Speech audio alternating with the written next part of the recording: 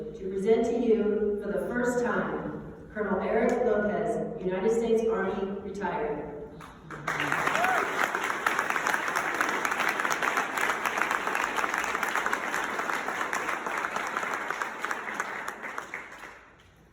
Anyone who's heard me speak in public before knows that I can get very emotional. John Morales has sat through me blubbering through multiple ceremonies. So, I Googled what to do in order to avoid crying in the ceremony.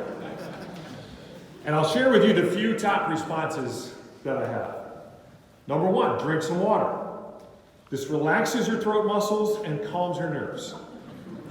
Number two, breathe steadily, slowly, and swallow several times. The swallowing will signal your body that it doesn't need to keep the glottis open. Number three, yawn surreptitiously. I can try, but we'll see how that goes. Number four, search for 90-degree angles and fixate on them.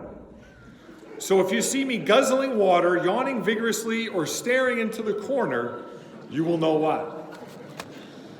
Okay, thank you so much for this, everyone. People in here, I look across the room, traveled from all over the country, and it really, really means a lot.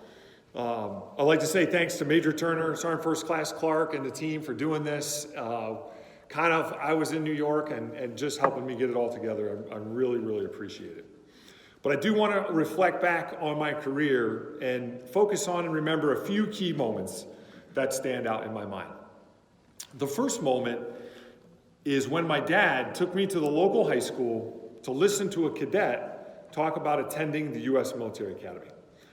I didn't even know what West Point was, and I definitely had never, ever thought about joining the Army. I can still picture the visiting cadet, the slides he showed, talking about this mythical place called West Point. And I knew pretty quickly I wanted to give it a shot.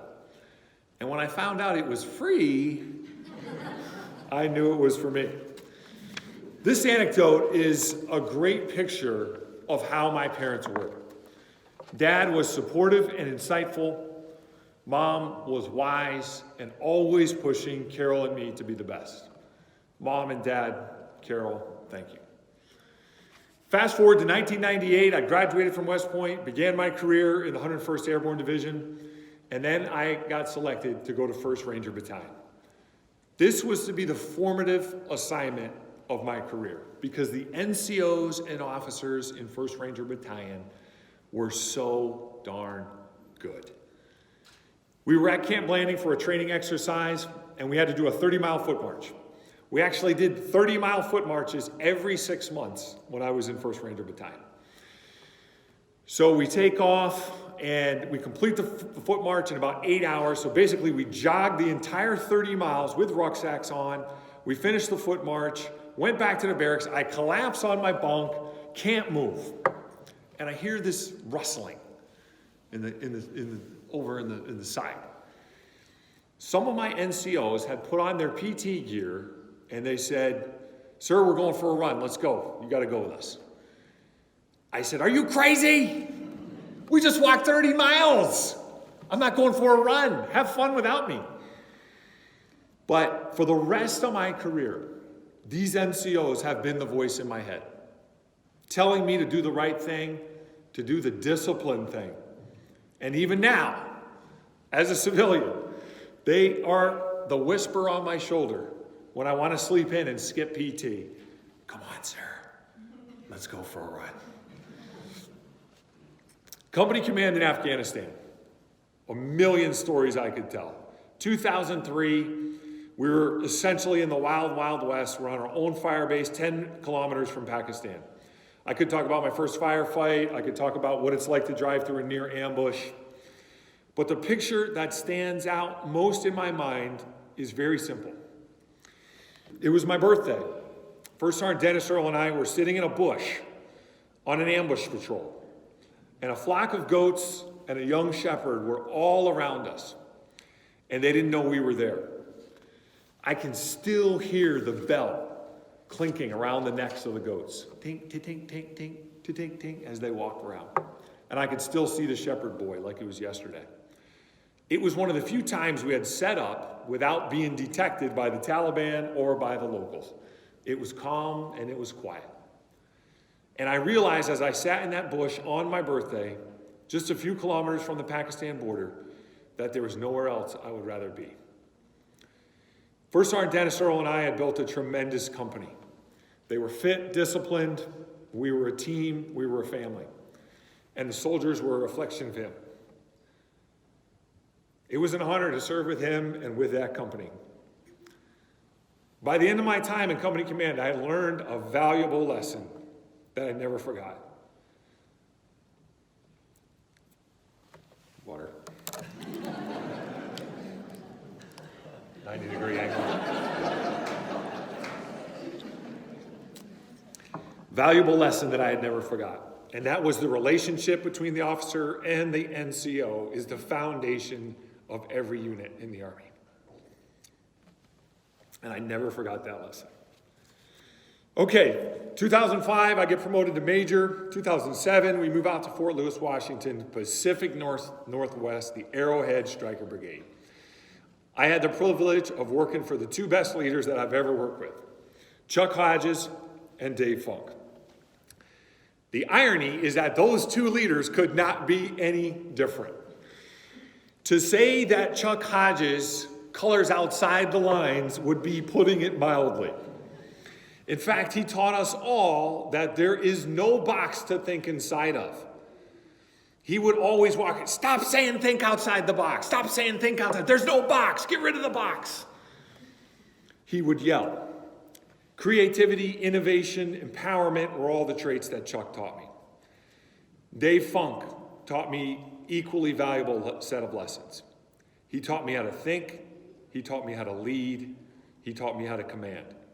I have a whole book of Funk one-line leadership maxims that guided my time in battalion and brigade command. And together, the three of us, along with the rest of the brigade, built the most complex brigade training exercise the Army has ever seen, Operation Arrowhead Shock. We had units from our brigade in 5 locations all across the West Coast, 3 in California, in 3 separate locations, 2 in Washington State. We were tied in with virtual and gaming scenarios, and this was all happening simultaneously with command and control back at the brigade headquarters in Fort Lewis.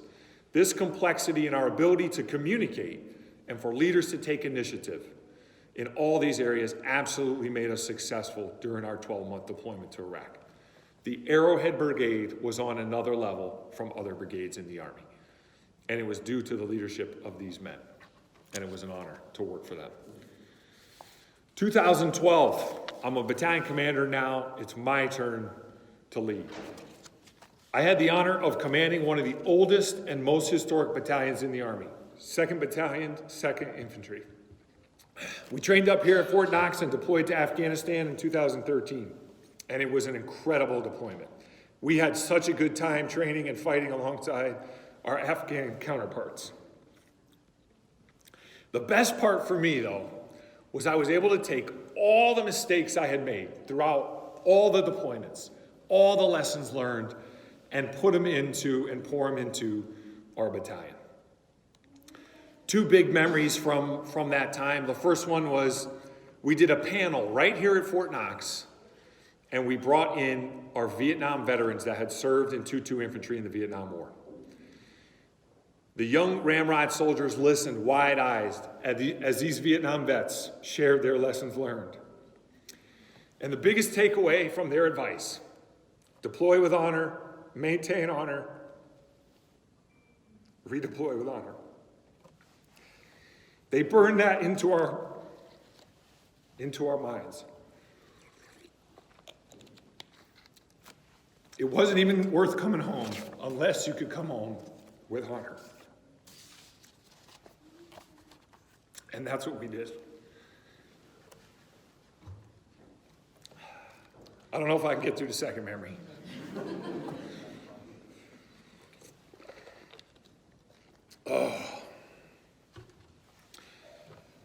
After battalion command, I was going to get out of the Army. I bought a suit, worked on my resume, we bought a forever house, and I thought we would settle in Williamsburg, Virginia.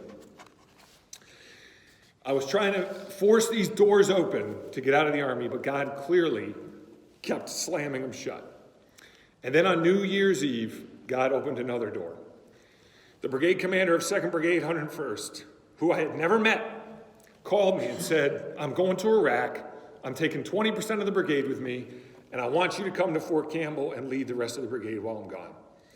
Providence had opened a door for me to return to Fort Campbell and command the brigade where I had started as a 2nd lieutenant.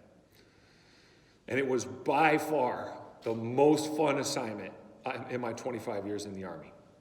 CSM Rob Lake and I had an absolute blast leading this unit, and Rob and Sarah and Christy and me became close friends. This year was vital in rejuvenating me in preparation for brigade command. My final Army chapter, when I stepped into the wild, wild world of Army recruiting. It was a roller coaster of incredible highs and catastrophic lows, and I loved every minute of it. In recruiting, you go to sleep thinking about the numbers. You go to sleep thinking, how can we get more into the Army? And the first thing when you wake up in the morning, that's the first thing on your mind. It is an all-consuming job.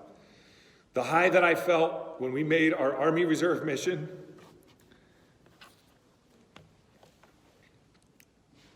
was the exact same as in combat. We worked every day to transform the lives of young Americans. As you can tell, it was a very, very emotional job.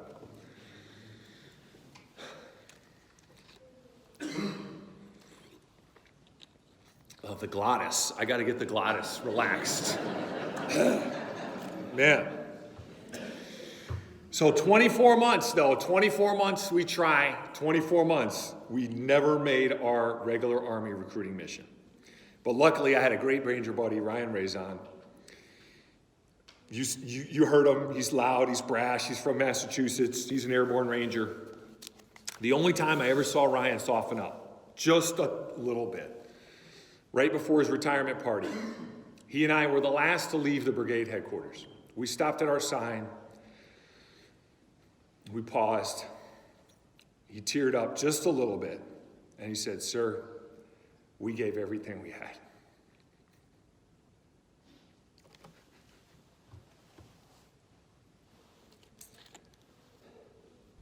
Eric, I need some water. Oh man, thank you. So to the recruiters out there that stood with me,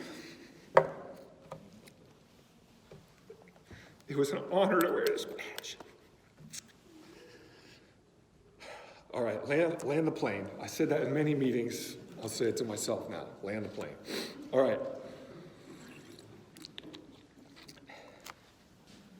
No Army officer is successful without their family. And I'm blessed with an incredible family. All the family adventures, the trips, the fun weekends, moving, dragging you guys all over. One memory that stands out was when I was deployed. Ryan was a baby, Christy was pregnant, and we were about to find out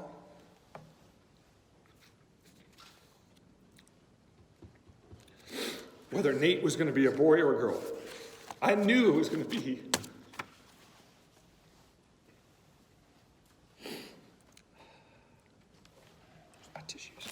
I knew it was going to be another boy. And the joy of finding out that the baby was healthy was overwhelming. I could still hear Christy's voice. I can see the room I was in. But the joy of finding out that we were having another boy while I was gone was very typical of Army life. That angst between family and service tugged on my heart throughout the whole career. Ryan and Nate, I'm so proud of the men you've become. You're smart, you're strong, and you love Jesus. You both thrived despite all the moves, all the changes. Sweetheart, I don't know how you did it. But thanks for the love, the support over 25 years. For those of you that don't know, I've been living in New York for the past couple weeks getting ready for my first job as a civilian. And you know what excited me most about flying back here to my retirement? It was great to come back, do the ceremony. It was great to come back and see people I haven't seen in a long time. But I was most excited to have a chance to see my best friend, my love, my sweetheart. In closing, you all been waiting for that. In closing, many of you must be wondering, why did Eric leave the Army and go to run a Christian camp in the middle of nowhere in New York? The answer is simple, and Dave talked about it. It's because of my faith. When I got commissioned as a second lieutenant, June 1st, 1996, after my parents pinned the gold bars on my shoulders, I shared with the people in attendance that as a Christian, I looked at the Army as my mission field. I hope through the last 25 years, I've lived this out, modeling, mentoring, and sharing my faith during my time in the Army. I'm very excited to do this now full time. My focus for the past 25 years has been to help the Army accomplish its mission, to deploy, fight, and win our nation's wars. Now my mission has a more eternal focus. It's to help Camp of the Woods and Gospel Volunteers carry out its four-part mission. Present the biblical truths of Jesus Christ, develop Christian leaders, strengthen the faith of individuals and families, and promote global evangelism. This is my heart's desire, and it will be the focus of the second chapter of my life. And I would challenge each one of you today, what will you do with your next chapter? Will it be about money? Will it be about promotions? Or will it be about something with eternal value? God is calling all of us. He wants a relationship with all of us. You have the rest of your life to decide, how will you live your second chapter? Again, thanks everybody for coming. Cobra 6, Ramrod 6.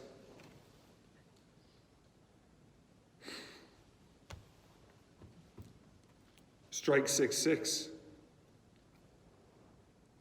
Marauder 6. Signing off the net, and we'll see you at camp.